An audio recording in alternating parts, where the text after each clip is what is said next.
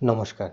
আজ আমরা producer group বা উৎপাদক দলের বুকস অফ রেকর্ড মেইনটেইন বা খাতাপত্র লেখা বিষয়ক আলোচনা করব।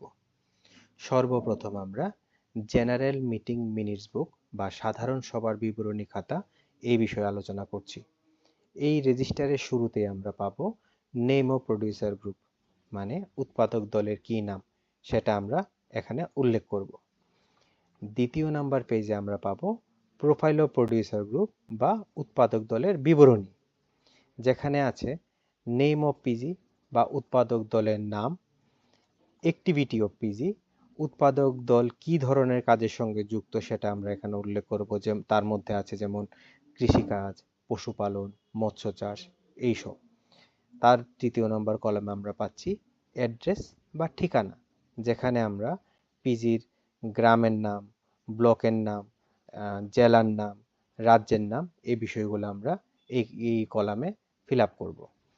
চতুর্থ নম্বর কলামে আছে ডেট অফ ফরমেশন বা পিজি গঠনের তারিখ।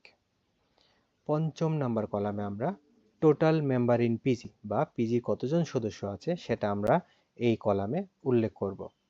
ষষ্ঠ নাম্বার কলামে আছে ব্যাংক ডিটেলস বা ব্যাংকের বিবরণী। এখানে আমরা পিজির ব্যাংক অ্যাকাউন্ট নাম্বার, ব্যাংকের নাম, ব্যাংকের ব্রাঞ্চের নাম, আইএফএসসি কোড এই সব বিষয়গুলো আমরা এখানে উল্লেখ করব।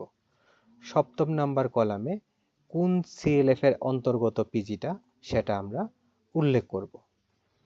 তার পরবর্তী পেজে আমরা চলে যাচ্ছি মিটিংয়ের বিবরণ, যেখানে মিটিংয়ের তারিখ, কবে মিটিংটা সংগঠিত হয়েছে সেটা আমরা এখানে উল্লেখ করব। তারপরে আছে মিটিংয়ের আলোচ্য বিষয় বা এজেন্ডা অফ দ্য মিটিং, কি বিষয়কে কেন্দ্র করে মিটিংটা ডাকা হয়েছে সেই বিষয়বস্তুগুলি আমরা এখানে লিখব। এবং এজেন্ডার উপর নির্ভর করে কি ধরনের আলোচনা হয়েছে, বিস্তারিত আলোচনা, সেই বিষয়টা আমরা বিস্তারিত আলোচনা কলামে লিখব। তারপরে আছে সিদ্ধান্ত, বিস্তারিত আলোচনা করার পরে কি সিদ্ধান্ত গৃহীত হয়েছে সেটা আমরা সিদ্ধান্ত কলামে লিখব।